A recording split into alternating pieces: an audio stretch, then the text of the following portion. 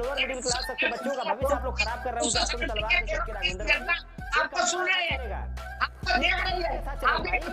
वो आप लोगों के राजनीतिक रोटी सेकने के चक्कर में हमारे देश के युवाओं का भविष्य अंधकार में हो रहा है राघवेंद्र भाई। आप चिंता मत करिए, इस विषय में डिबेट होती रहेगी, जिंदगी के चक्कर में हमारे मुसलमान का लड़का ठीक, मौलाना नजीर के तो कंटाप भी नहीं लगा, वो तो छुआरे मुनक्का खाई नहीं सुबह। क्योंकि मुजफ्फरनगर दंगे की अपार सफलता के बाद मौलाना नजीर को 22+ सिक्योरिटी से उपकृत किसने किया? आपकी सरकार ने।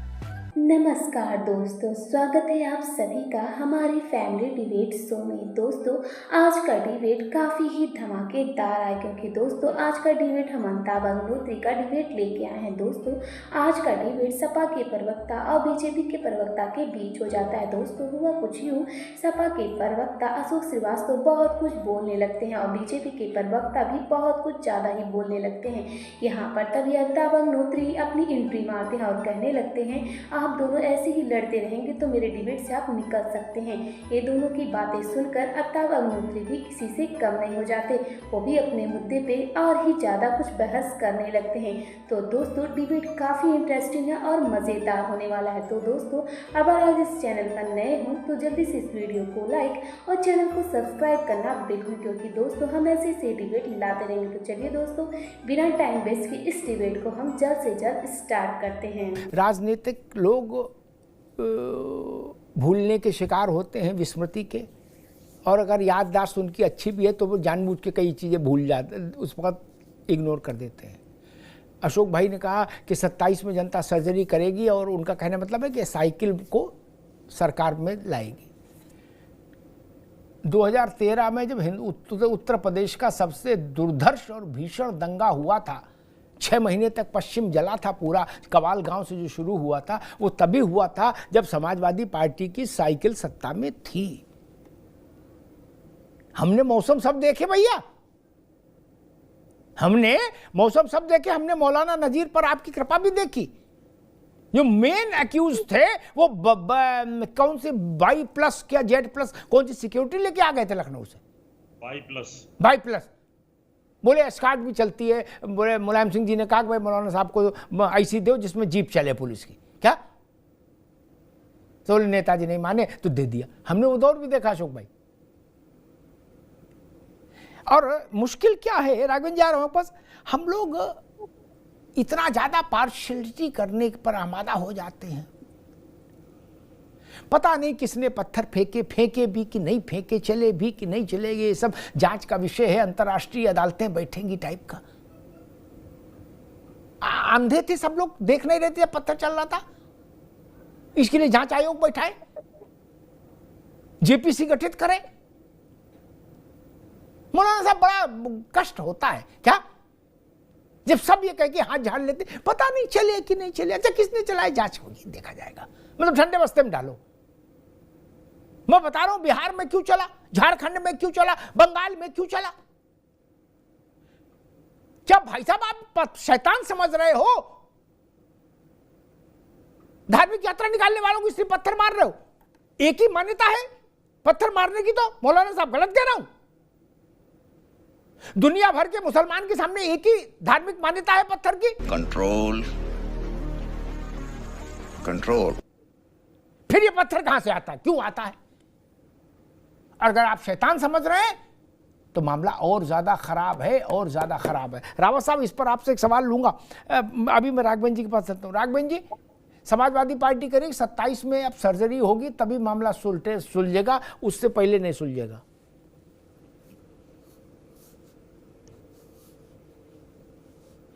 मैंने कहा ये समाजवादी पार्टी से थोड़ा इतर है, लगातार हमारे साथ बैठते हैं चैनलों में, लेकिन इनका भी रूप वही निकला। क्या आवश्यक है इस घटना को लेकर के राजनीति करना? 27 का भी लंबा समय है। अखिलेश यादव जी ने क्या बोला, मैंने अभी चैनल में बोला, वो क्या इंगित करता है? वो यही इंगित करता है अपराधियों का परोक्ष रूप से अखिलेश यादव समर्थन कर रहे हैं, और यही बात आप अशोक जी कह रहे हैं। अशोक जी को 27 नजर आ रहा है, राम गोपाल जी नजर नहीं आ रहे हैं कि एक व्यक्ति सामान्य नागरिक की शरीर का छत विछत कर दिया गया, उसके नाखून नोच दिए गए, गोलियां मार दी गई, वो नजर नहीं आ रहा। 2027 नजर आ रहा है। कमाल के लोग आप लोग, आपको शर्म नहीं आती है? चैनलों में इस प्रकार से बैठ के इस प्रकार की वाहियात बातें करते हैं। अरे राजनीति अलग होती है। कम से कम ये आपके इस घटनाक्रम को लेकर के, बहराइच में जो घटनाक्रम हुआ इसको लेकर के निंदा करनी चाहिए। आप लोगों को मिलने जाना चाहिए, अखिलेश यादव को जानना चाहिए, समाजवादी पार्टी के एक डेलीगेशन को जाना चाहिए। आप लोग नहीं जाओगे, मुझे पता है। किसी भी हिंदू के साथ कोई इस प्रकार का घटनाक्रम होता है, आप लोगों को साफ सूझ जाता है। आप तो जैसे कुछ अशोक जी कुछ बोल बाल भी देते हो, अखिलेश यादव का तो बयान पूरा हो गया। अब अखिलेश यादव को कोई भी पत्रकार पूछेगा, उनके मुंह से कुछ नहीं निकलेगा। A for apple, B for बल्ला भी नहीं निकलेगा। अब वो सब उनका काम पूरा हो गया। आप लोग जिस तरीके से छोटी राजनीति करते हैं, हिंदू मुसलमान करने का प्रयास करते हैं, मुस्लिम अपराधियों के साथ खड़े हो जाते हैं, पूरा देश और उत्तर प्रदेश की जनता देख रही है। आप लोगों का शासनकाल भी हम लोगों ने देखा है, माफिया राज भी आप लोगों का हम लोगों ने देखा है, आप लोगों का गुंडा राज भी हम लोगों ने देखा है। हर तीसरे दिन दंगे हुआ करते थे। राघवेंद्र जी, आर्यन मिश्रा मारा गया गौरक्षक दलों द्वारा, वो हिंदू नहीं था क्या? फरीदाबाद में आर्यन मिश्रा मारा गया ना, वो आप ही लोगों की विचारधारा से वो प्रोत वाले लोग मारे थे आर्यन मिश्रा को। राघवेंद्र जी, अमिताभ जी से पूछिए, आर्यन मिश्रा को मारा गया था गौरक्षा के नाम पे, वो कौन लोग मारे थे उसको? आर्यन मिश्रा कौन लोग मारे थे? वो हिंदू नहीं था। आर्यन मिश्रा हिंदू नहीं था।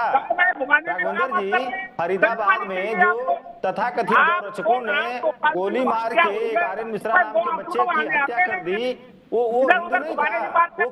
वो क्या था? मुसलमान था। आप गए थे उसके घर, भाजपा गई थी आर्यन मिश्रा घर। तो आप लोग अपनी राजनीति के चक्कर में एक बेटा सही जो मारा गया, एक बेटा मारा गया कल राजनीति के चक्कर में। आप लोगों के द्वारा जो जहर बोया जा रहा है राघवेंद्र जी, पूरा मत मानिएगा। ये जो जहर आप लोग बो रहे हैं ना समाज में, इसका भुगतना पड़ेगा, समाज को भुगतना पड़ेगा। सरकार से परिवार ने अपना बेटा खोया और आपको राजनीति सुन रही है। हमारे विचारधारा से पोषित और प्रभावित होकर इस तरह के लोग जो है समाज में सवाल करते हैं। राघवेंद्र भाई, विचारधारा मत बोलिए। आप लोग अपने बच्चों को आप लोग विदेश भेजेंगे, विदेश पढ़ने के लिए भेजेंगे, और यहाँ पे समाज के लोगों के हाथ में तलवार देकर के जाओ बेटा हिंदू धर्म की रक्षा करो। ये middle class, lower middle class के बच्चों का भविष्य आप लोग खराब कर रहे हो। तुम तलवार देकर के राघवेंद्र भाई, आपको सुन रहे हैं, साथ चलो भाई।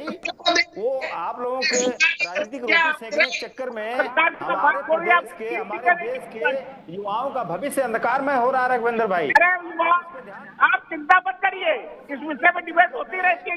आप लोग राजनीति के चक्कर में हमारे प्रदेश के और देश के युवाओं का भविष्य अंधकार में हो रहा है। आपका जवाब देने के लिए तैयार हो, विदेश भेज दोगे आप लोग किसी भी दल से बनने के लिए, हिंदू विषय धर्म पर की भी आप रक्षा के नहीं आ लिए सकते, तलवारों में दे दोगे, शासन के हिंदू धर्म की विषय रक्षा में भी आप नहीं करो। आ सकते आप सामने। बुलाइए ना अपने नेताओं के लड़कों को, पहले तलवार लेके आगे आगे चले, हिंदू धर्म की रक्षा करें, बाद में सब लोग जाए पीछे पीछे। करते रहे आप लोग क्यों ऐसा करते हैं?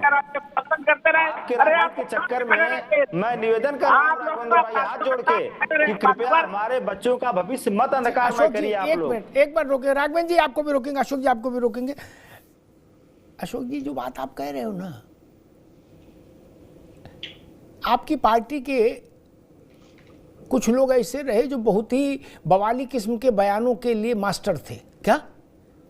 उनके सबके बच्चे दंगे में शामिल थे? नहीं ना, वो भी विदेशों में पढ़ के आए हैं, है ना?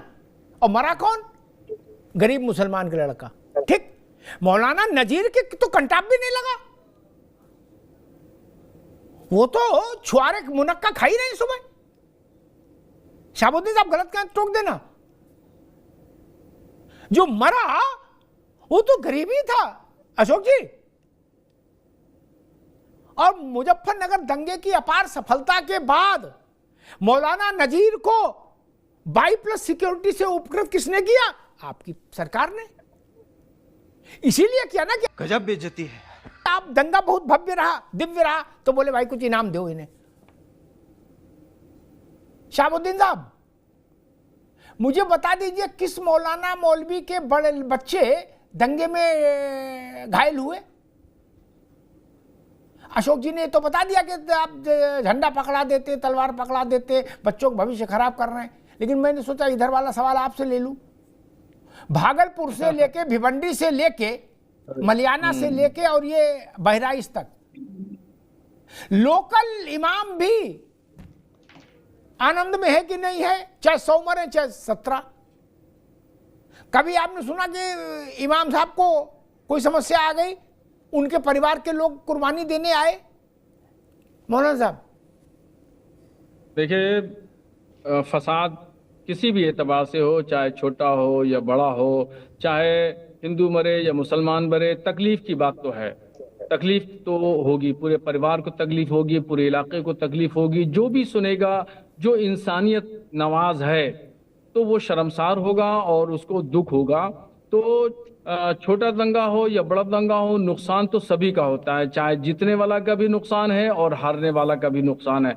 अब देखिए, बहराइच में जो एक व्यक्ति की मृत्यु हुई, तो उस पर उसके बाद में फिर कितना ही नुकसान हुआ।